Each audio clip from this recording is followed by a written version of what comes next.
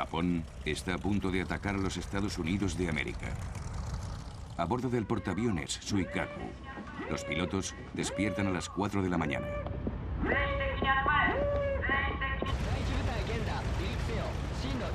El capitán Mitsuo Fuchida los reúne para el tradicional brindis con sake por el emperador.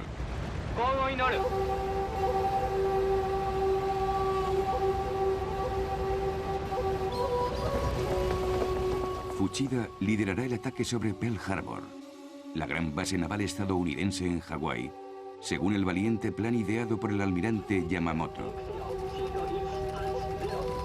Yamamoto quiere asestar un golpe decisivo y eliminar ese obstáculo para la conquista japonesa del Pacífico.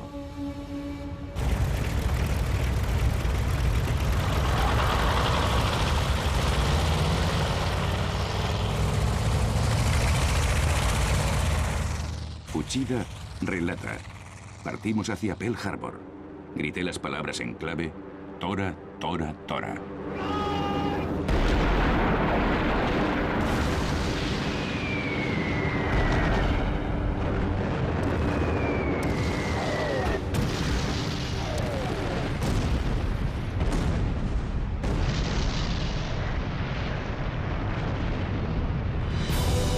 Apocalipsis.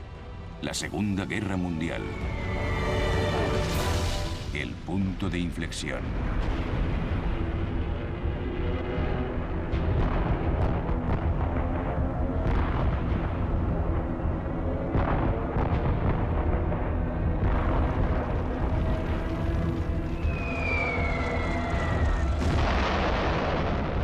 El ataque llega como una sorpresa total. El cabo de la Marina, Earl Nightingale, que estaba a bordo del acorazado Arizona, describe la escena. Una explosión hizo que el barco se sacudiera violentamente. Miré a la cubierta y todo parecía estar en llamas. Avisé al comandante de que el barco estaba en llamas. El comandante nos ordenó que nos fuésemos. Fui el último hombre en marcharme. Los cadáveres de los muertos estaban hinchados y los quemados se dirigían al alcázar para dejarse caer, aparentemente muertos o gravemente heridos. En ese ataque, lanzado sin ninguna declaración de guerra, murieron 2.500 estadounidenses y 1.200 resultaron heridos, mientras que menos de 100 pilotos y marineros japoneses fueron baja.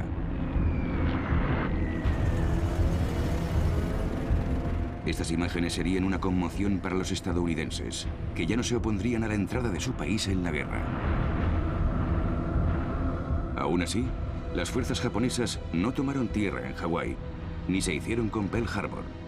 Hundieron parte de la flota estadounidense, pero solo los acorazados más antiguos. Los portaaviones se convertirían en la clave de la victoria en la batalla naval. Y los 3 portaaviones de Pearl Harbor no estaban allí, sino navegando. Así que milagrosamente se salvaron. El presidente de Estados Unidos, Franklin D. Roosevelt, esperaba el ataque. La tensión entre ambos países había llegado a su punto máximo. Pero ¿quién habría imaginado que la aviación naval japonesa conseguiría atacar a 5.000 kilómetros de sus bases? Al día siguiente, Roosevelt se presentó ante el Congreso. Ayer, 7 de diciembre de 1941, una fecha que vivirá en la infamia, los Estados Unidos de América fueron repentina y deliberadamente atacados. No importa lo que tardemos en superar esta invasión premeditada, los estadounidenses, con nuestro poder, conseguiremos la victoria absoluta.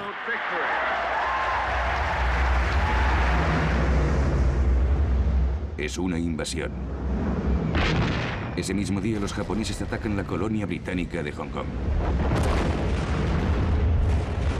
Después, bombardean las bases aéreas estadounidenses de las Filipinas y toman tierra en la península de Batán.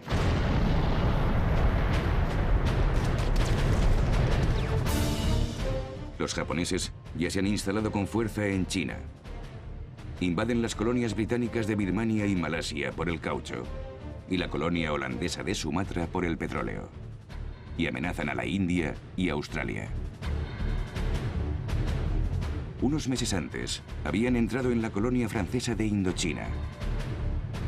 Tras la derrota francesa en 1940, el régimen de Vichy, incapaz de negarle nada a un aliado de Hitler, había entregado algunas de sus bases aéreas y navales a los japoneses.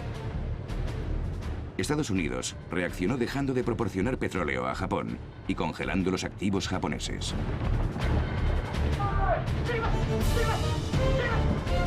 Esas sanciones económicas empujaron a Japón a la guerra. El país, un archipiélago de islas superpobladas sin recursos naturales, se desarrollaba rápidamente. Necesitaba materias primas y se lanzó a la conquista de los países que las tenían a la fuerza. Japón había construido su marina para que se convirtiera en una de las segundas flotas más poderosas del mundo, con 10 portaaviones y sofisticados cazas. El impresionante Zero, por ejemplo, superaba a los aviones aliados en velocidad, maniobrabilidad y alcance. Tiene además un ejército de millones de hombres ferozmente fieles a su emperador. Hirohito es el emperador 124 de Japón. El docto monarca estudia biología marina en el laboratorio de su palacio.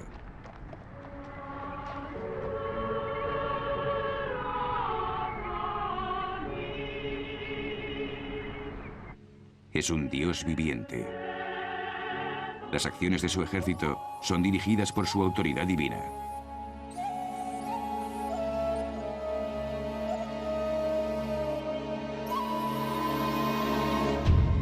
En China, el ejército imperial ha llevado a cabo masacres increíbles, como la de Nankín de 1937, en la que 300.000 chinos fueron asesinados antes de que los japoneses desfilaran orgullosamente por la ciudad prohibida de Beijing.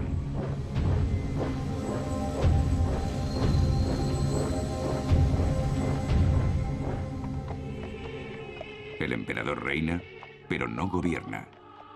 El poder está en manos del general Tojo y un grupo ultranacionalista que controla el país a través de su propia Gestapo, el Kempei Tai, y a través de altavoces que ahora emiten la declaración oficial de guerra contra Estados Unidos.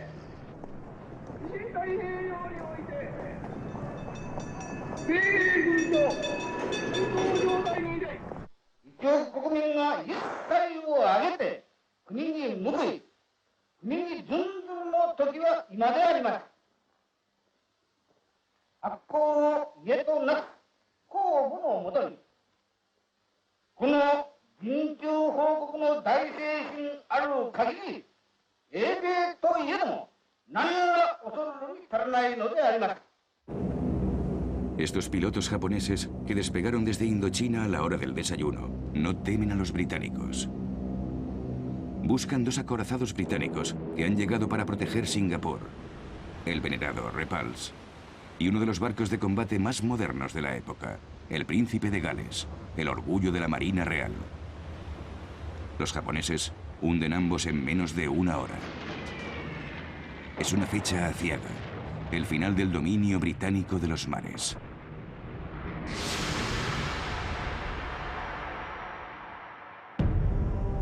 Al día siguiente, en Berlín, el Führer va al Reichstag para una reunión de líderes nazis.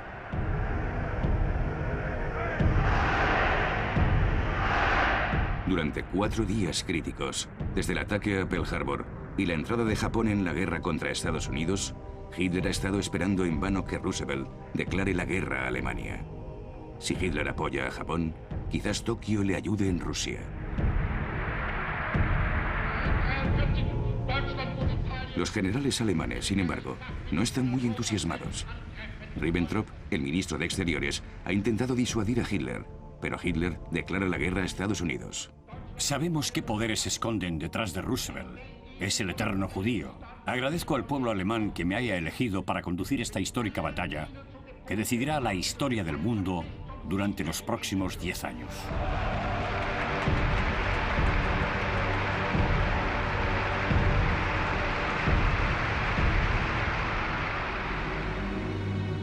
El primer ministro británico llama a Washington. Roosevelt dice: ahora estamos todos en el mismo barco. Es el momento que Churchill ha estado esperando durante los últimos 2 años. Roosevelt ha querido demostrarle a su electorado que ha hecho todo lo posible por mantener la paz. La guerra se ha convertido en una guerra mundial y Churchill se siente ahora más fuerte. ¿Qué clase de gente creen que somos? ¿Es posible que no se den cuenta de que no dejaremos de perseverar contra ellos hasta que aprendan una lección que ni ellos ni el mundo olvidarán nunca? Churchill subestima gravemente al enemigo. Hong Kong cae en manos de Japón en solo 17 días.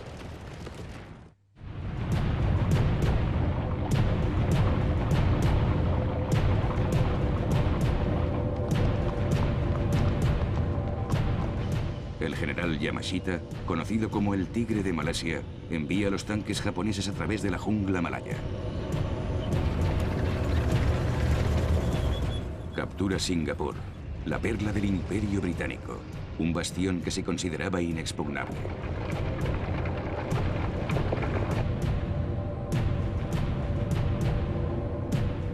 Yamashita hace que centenares de prisioneros hagan fila en perfecto orden para una impresionante y humillante revista.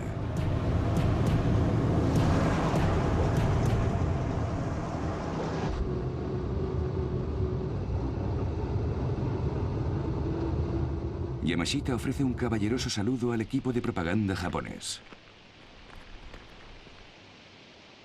El general Yamashita será colgado por crímenes de guerra en 1946. El general MacArthur, comandante de las fuerzas estadounidenses en las Filipinas, que están ahora rodeadas de japoneses, recibe la orden de Roosevelt de escapar para no ser tomado prisionero. Cuando llega a Australia, declara: regresaré. Los soldados de MacArthur son tomados prisioneros. 30.000 estadounidenses con sus viejos cascos de 1917. Y la misma cantidad de filipinos que son enviados a un campo de internamiento a 100 kilómetros de distancia. Esta es la marcha de la muerte de Batán. Uno de los supervivientes, Sidney Stewart, recuerda: marchamos durante 10 días y 10 noches sin comer. Nos pegaban constantemente. Los que no podían seguir eran asesinados por los guardias, que les decapitaban con una espada.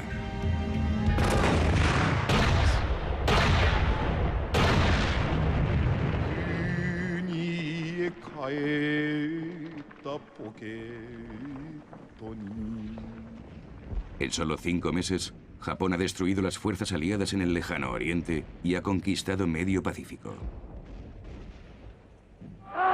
Tenochcai Banzai. Larga vida al emperador. Un sonoro Banzai resuena por todo el imperio para celebrar la versión japonesa de la Guerra Relámpago. Llega hasta el general Tojo y el emperador, que se digna hacer una aparición en público con su familia.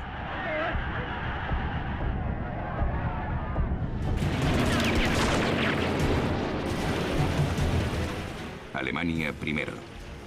Churchill y Roosevelt acuerdan la estrategia. Su objetivo principal es vencer a Alemania. Tenemos que bombardearla, dice Churchill. Crea una flota aérea dirigida por el general Bomber Harris.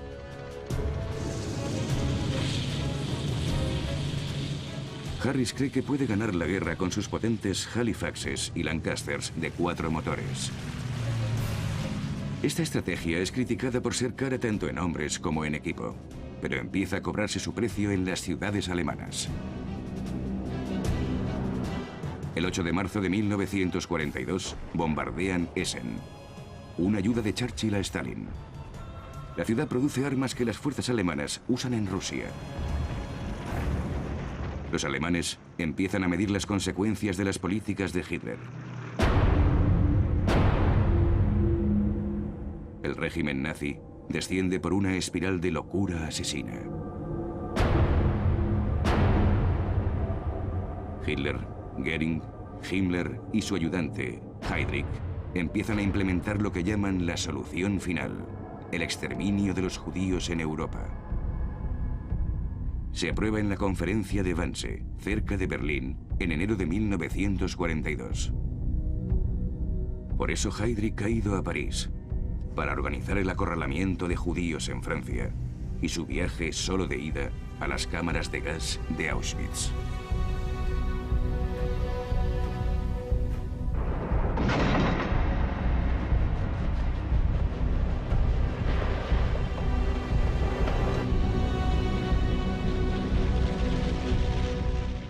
La conferencia de Wannsee es la creación del asesinato en masa. Miles de judíos se apelotonan en falsas duchas y mueren gaseados.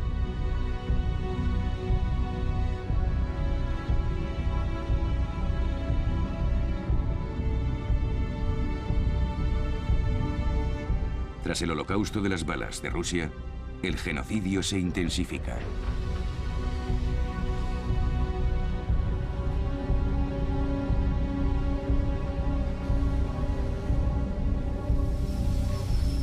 En París y por toda Europa, la ocupación trae consigo pobreza. Todo se raciona. Todo lo que los países ocupados producen alimenta al ejército alemán. Los padres de los niños son prisioneros en Alemania. En los campos Stalag están los hombres alistados y en los Oflag los oficiales. Gaston Sirek, encarcelado en junio de 1940, escribe: desperdicié los 5 mejores años de mi vida en ese Stalag, de los 20 a los 25, sin mi mujer.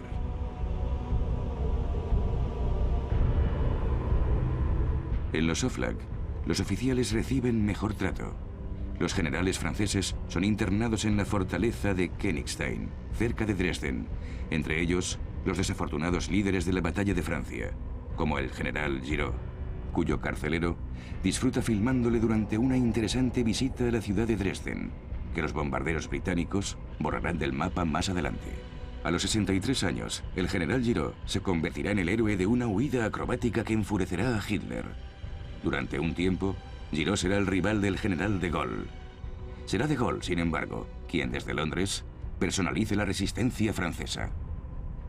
En Francia, los ataques contra las fuerzas de ocupación han ido en aumento, especialmente desde que los comunistas se han unido a la lucha de la resistencia tras la invasión alemana de la Unión Soviética. Como represalia por los ataques antigermanos, se ejecuta a los rehenes.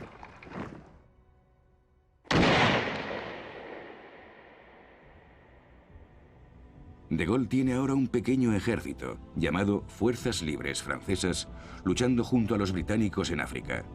Sus miembros han sido condenados a muerte por el gobierno de Vichy. Algunos llevan luchando desde el 18 de junio de 1940. El más famoso de ellos es el general Leclerc. Su nombre real es Philippe d'Hautecloque, pero adoptó el alias para proteger a su familia francesa. Tras ser ascendido a general por de Gaulle, se diseñó una gorra con 2 estrellas que le había cogido a un italiano tras la victoriosa batalla de Kufra en Libia. Ese día, Leclerc dijo a sus hombres: jurad que no dejaréis las armas hasta que nuestra bandera vuelva a ondear otra vez sobre la Catedral de Estrasburgo.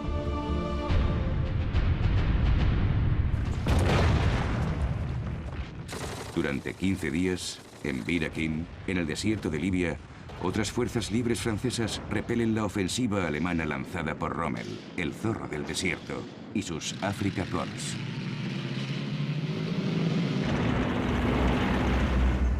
En este conflicto global, los llamados poderes del eje, la alianza entre Alemania, Italia y Japón, se colocan en todos los frentes.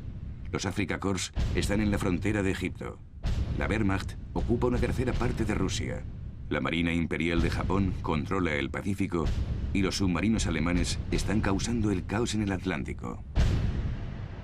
El U-Boat es indiscutiblemente el arma más peligrosa de Alemania. Durante los primeros meses de 1942, estos submarinos han hundido 4 millones de toneladas de barcos aliados, buques cisterna y buques de carga cargados con armas y aviones, suministros frescos para una asfixiada Gran Bretaña. Aunque Estados Unidos se ha unido al conflicto, la guerra parece perdida. El mundo está al borde de la destrucción.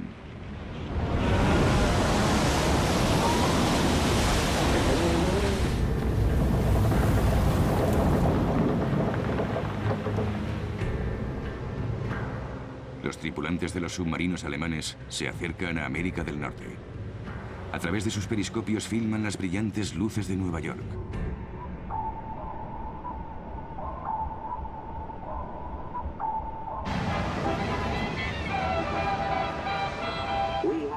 Hemos sabido que un escuadrón de aviones se acerca a Long Island. Los periódicos y las radios estadounidenses avisan al público de posibles ataques aéreos alemanes. En realidad, sin embargo, los aviones todavía no tienen alcance desde Europa. Aún así, el mensaje a la población es el de apagar las luces. Es de hecho la costa oeste, donde la idea de un ataque japonés parece más plausible, la que está invadida por la histeria. De repente, 120.000 japoneses estadounidenses son sospechosos. Primero, les confiscan las radios y después les toman las huellas dactilares.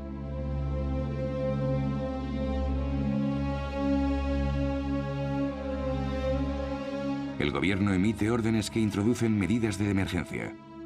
Roosevelt declara: es una necesidad militar.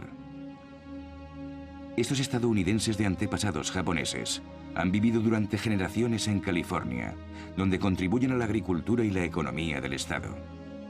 La mayor parte de ellos son ciudadanos estadounidenses. Les dan 48 horas para vaciar sus negocios y sus hogares. Después, los evacúan en grupos a centros de recolocación en los desiertos de Utah o en las nieves de Colorado, centros llamados eufemísticamente campos de internamiento. Un espectáculo lamentable para Estados Unidos.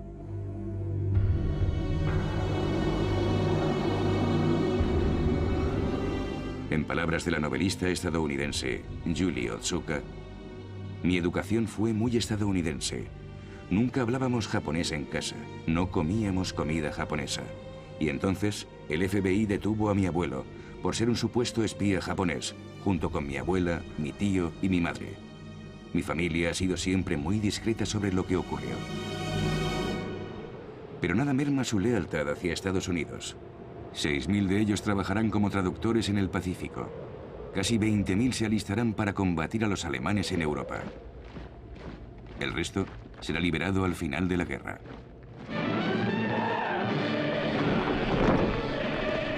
En 1942, Estados Unidos se congrega alrededor de su bandera. Millones de hombres se alistan, mientras 6 millones de mujeres se ponen a trabajar para sustituirlos en las fábricas de armamento.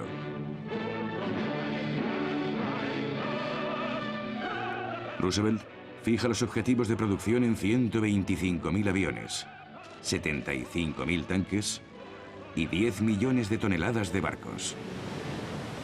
Es el programa de la victoria.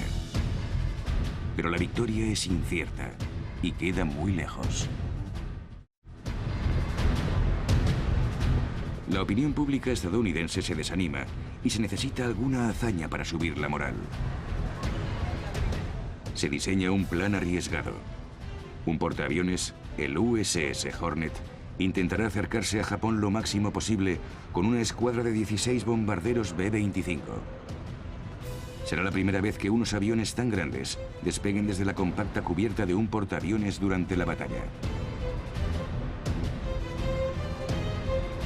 Las tripulaciones están entrenadas por el coronel de la Fuerza Aérea, Jimmy Doolittle, que había sido un famoso piloto de carreras. Dirigirá el ataque. La misión parece imposible. Para el largo vuelo hasta Japón, los aviones van demasiado cargados tanto de bombas como de combustible.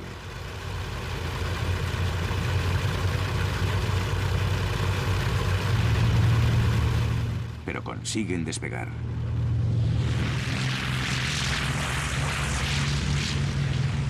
Su misión será recordada en una popular película, 30 segundos sobre Tokio.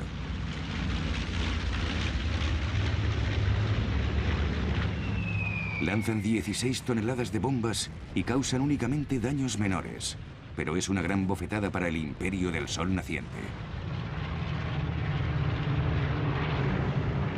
8 cazas son derribados en territorio japonés y la venganza es feroz. Los pilotos son juzgados por crímenes de guerra. 3 son condenados a muerte y 5 a cadena perpetua. Para el primer ministro, el general Toyo, y para el almirante Yamamoto, el ataque aéreo demuestra que es necesario extender su perímetro defensivo hacia el este. Planean tomar Midway, una base militar estadounidense en medio del Pacífico, y capturar después Pearl Harbor, como deberían haber hecho 6 meses antes. Lo que los japoneses no saben es que los estadounidenses han conseguido descifrar su código militar secreto y conocen el plan. Así pues, el comandante en jefe estadounidense, el almirante Chester Nimitz, se prepara para defender Midway. Tiene menos portaaviones que Yamamoto, pero los coloca a todos juntos para preparar una emboscada.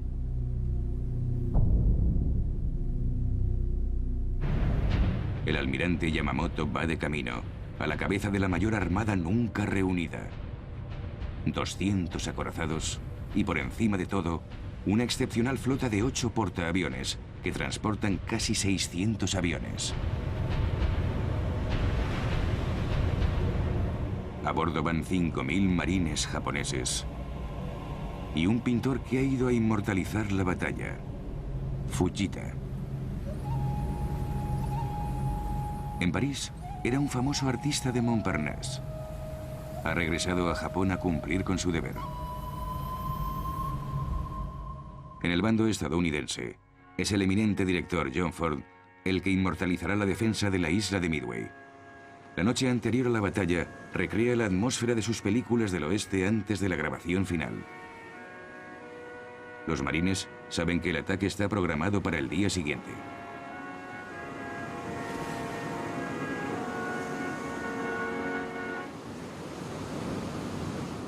Por la mañana, Ford filma el primer ataque japonés que devasta la base estadounidense.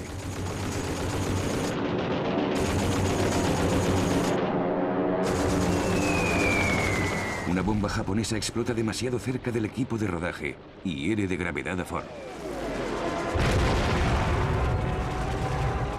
Ford, más tarde, recordará a los marines decir: «Dios mío, esa ha estado cerca».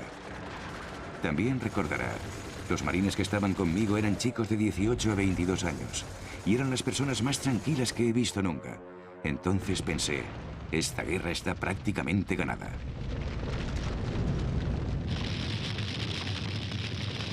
Los pilotos a bordo de los portaaviones estadounidenses no son mucho mayores. Apenas acaban de salir de la universidad. Posan para los cámaras de John Ford y después despegan para atacar a la flota japonesa.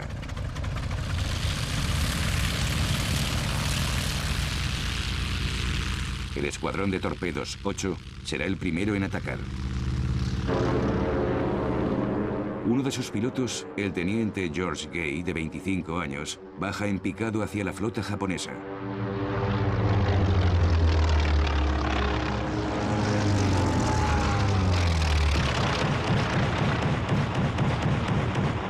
Las baterías antiaéreas de los portaaviones japoneses derriban los aviones estadounidenses uno tras otro.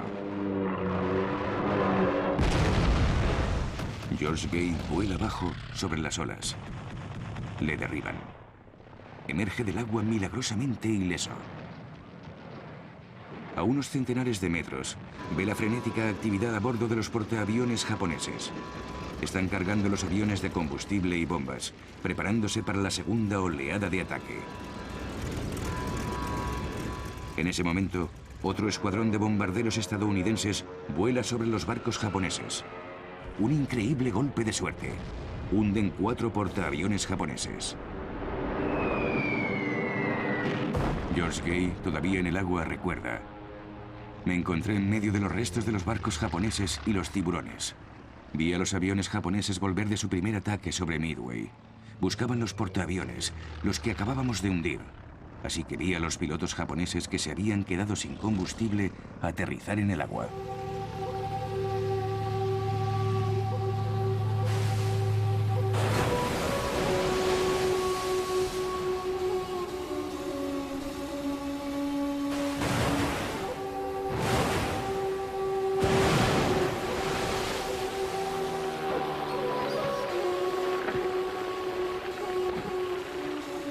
George Gay será rescatado por un hidroavión estadounidense.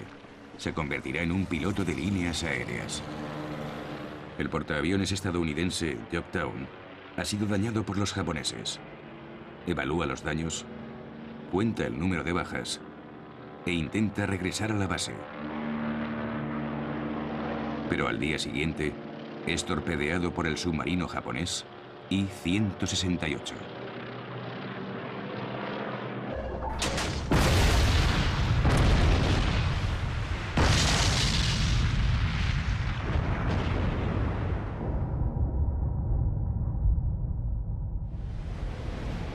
Los estadounidenses han perdido un portaaviones, pero los japoneses han perdido 4.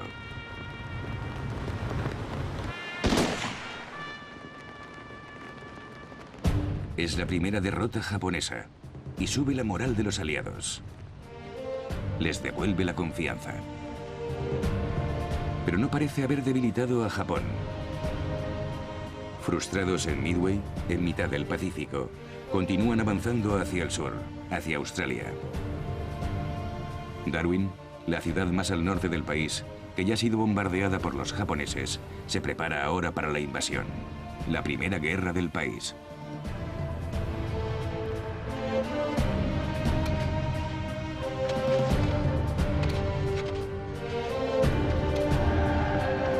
Los australianos intentarán defenderse de Japón, que continúa con su expansión invadiendo Nueva Guinea. Una isla enorme, prácticamente impenetrable, que hasta ahora ha atraído principalmente a los exploradores.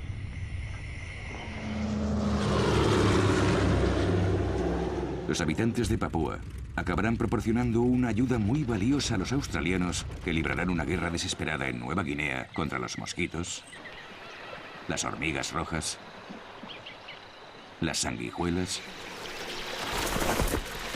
las serpientes y los ataques de los japoneses.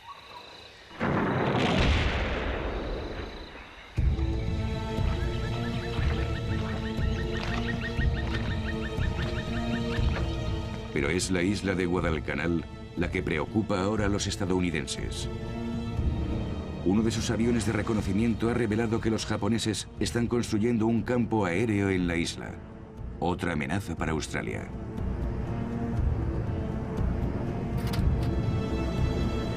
Los estadounidenses organizan el primer gran desembarco de la guerra.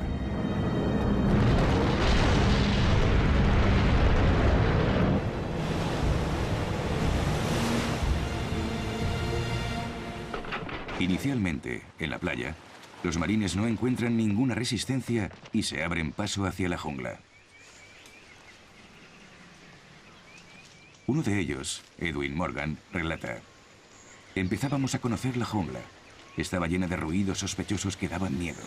Yo tenía miedo. Pero nos decíamos a nosotros mismos, no hay motivo para que los japoneses sean mejores que nosotros. Todos viven en ciudades. No hay junglas en Japón.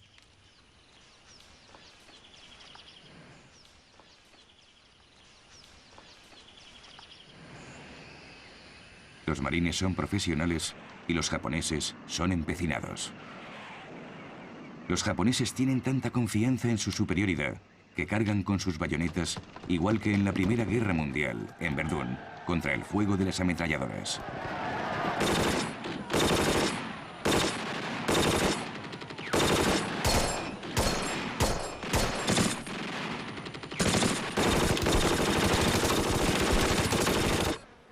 Con el mismo resultado que en Verdún, un baño de sangre.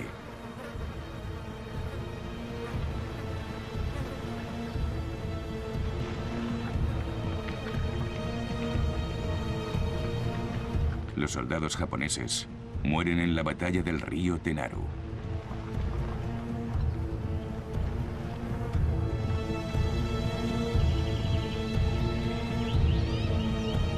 Después de eso, los marines consiguen capturar el campo aéreo. Lo controlan y agrandan la pista para los primeros aviones de los marines, llamados el Escuadrón Black Sheep.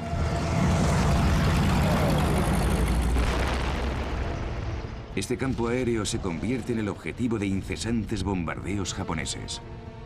Por las noches, sus cruceros planean arriba y abajo por la costa y atacan las bases con tanta regularidad que los marines los llaman el Tokyo Express. Se inicia una batalla naval para evitar que desembarquen refuerzos. Un regimiento de élite japonés consigue pasar. Los marines japoneses son guerreros temibles, pero van a la guerra sin ninguna defensa contra las enfermedades tropicales. La malaria matará a muchos de ellos. Otros se sacrificarán según la tradición del Bushido.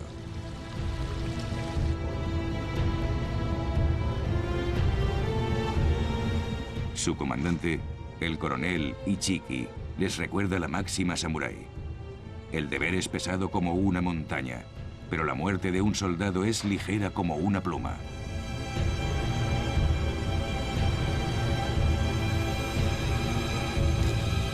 La batalla por Guadalcanal acaba de empezar. La lucha durará 6 meses. Una guerra de desgaste. Los marines estadounidenses se sienten atrapados en lo que llaman un infierno verde. Ellos también están enfermos y sus heridas se infectan. Pero es solo el principio de su calvario.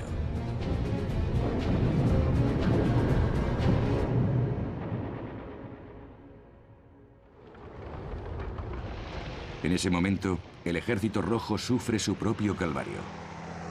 Los rusos lo llaman el Verano Negro de 1942. Los alemanes han reiniciado su marcha hacia el este y vuelven a tomar prisioneros. Menos que el año anterior, sin embargo, porque la mayor parte de los soviéticos ya se han marchado y no han dejado tras de sí nada más que tierra quemada. Hitler cree que huyen, pero en realidad es una orden de Stalin. Aún así, los Lancers, los soldados de la Wehrmacht, deben librar una feroz batalla por cada pueblo.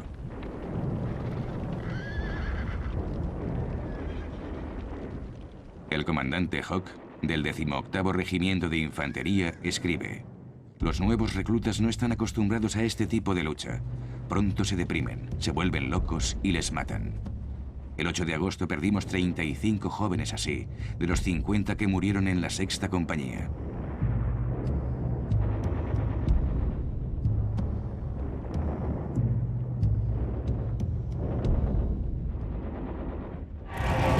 En esa situación, Hitler lanza toda su fuerza, unos 10 millones de hombres. Estima, sin embargo, que sigue necesitando 800.000 más para su campaña decisiva. Sus aliados rumanos, húngaros e italianos le proporcionarán los hombres, la mayor parte de los cuales son obligados a luchar por él. De los italianos obligados a ir a la guerra por la megalomanía de Mussolini, morirán 300.000.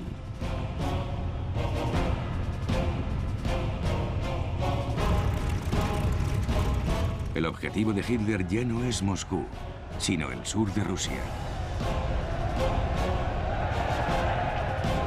Planea un increíble movimiento de pinza que se cerrará sobre los campos de petróleo del Cáucaso y con Rommel avanzando por Egipto sobre los de Oriente Medio.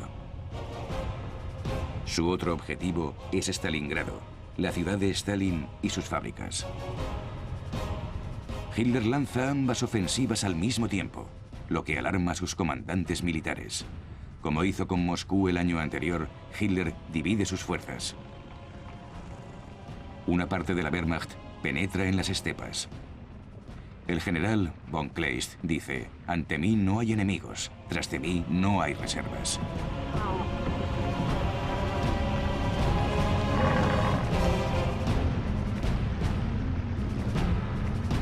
Llega a las montañas del Cáucaso. Se dirigen a la frontera iraní, que recientemente se ha convertido en una ruta de abastecimiento de ayuda estadounidense a Rusia. No llegarán hasta ella. Mientras tanto, el resto de las fuerzas alemanas, el 6º ejército dirigido por el general Paulus, marcha hacia Stalingrado.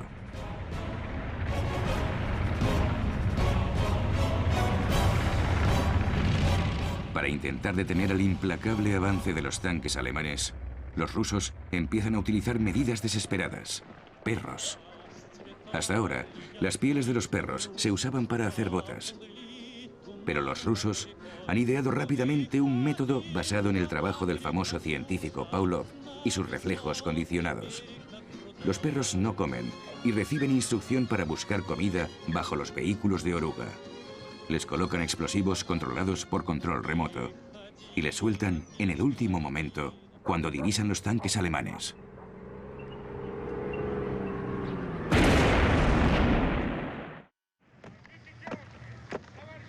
En agosto de 1942, Churchill y Harriman, el embajador de Roosevelt, vuelan hasta Moscú para reunirse con Stalin, que exige que se abra un segundo frente al oeste.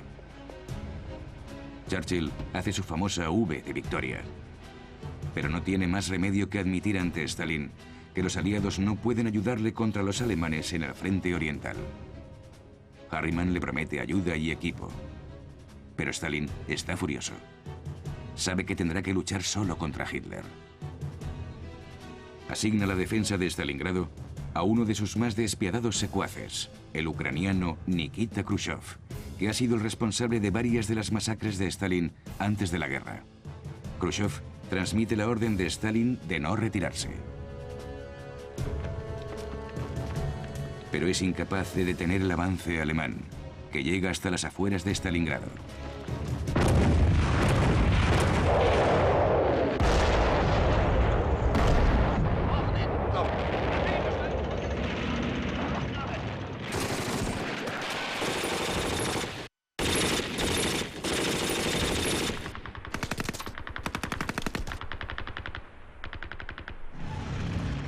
En septiembre de 1942, Paulus llega hasta la línea de ferrocarril que lleva a Moscú. Consigue seguirla hasta Stalingrado y toma la estación central de trenes.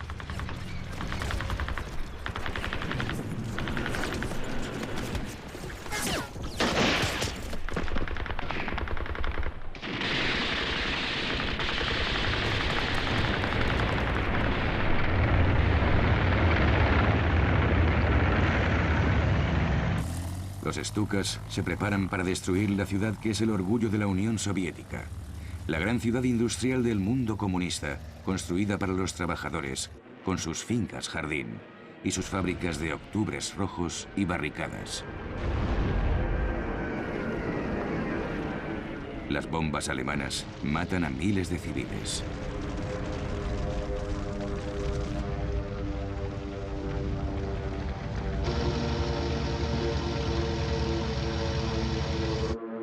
La enorme fábrica de tractores, donde se fabrican los tanques T-34, queda reducida a un mar de escombros.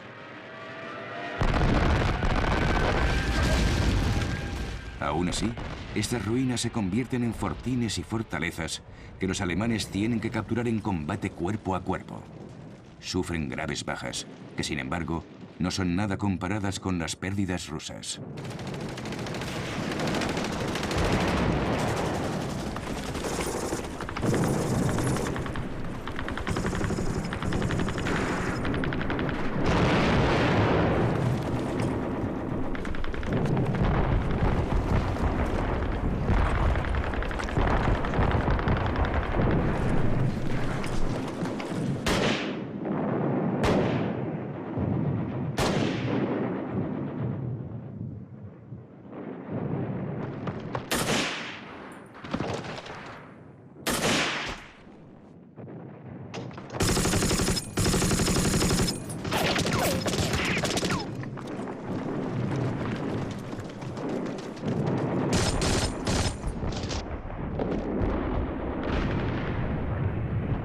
Tras 4 semanas de feroz lucha, los alemanes llegan finalmente al único punto alto de la ciudad, la colina Mamayev.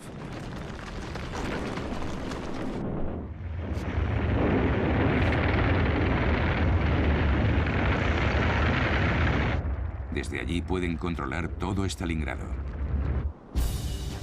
El 15 de octubre de 1942, los alemanes llegan a su objetivo, el gran río ruso, el Volga.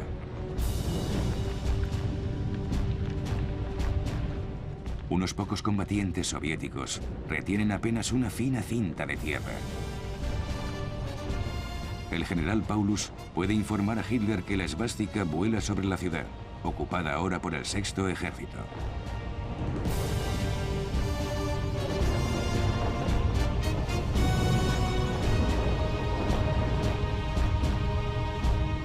Hitler está encantado. Reúne a todos sus socios, Göring, Goebbels, Himmler y a sus partidarios, y les dice: quería esa ciudad, la ciudad de Stalin. Finalmente es nuestra. Los barcos ya no podrán surcar el Volga. Y eso es lo más importante. sondern weil ich das lieber mit ganz kleinen Stoßdrucks mache. Die Zeit spielt dabei keine Rolle. Es kommt kein Schiff mehr die Wolga hoch. Das ist das Entscheidende.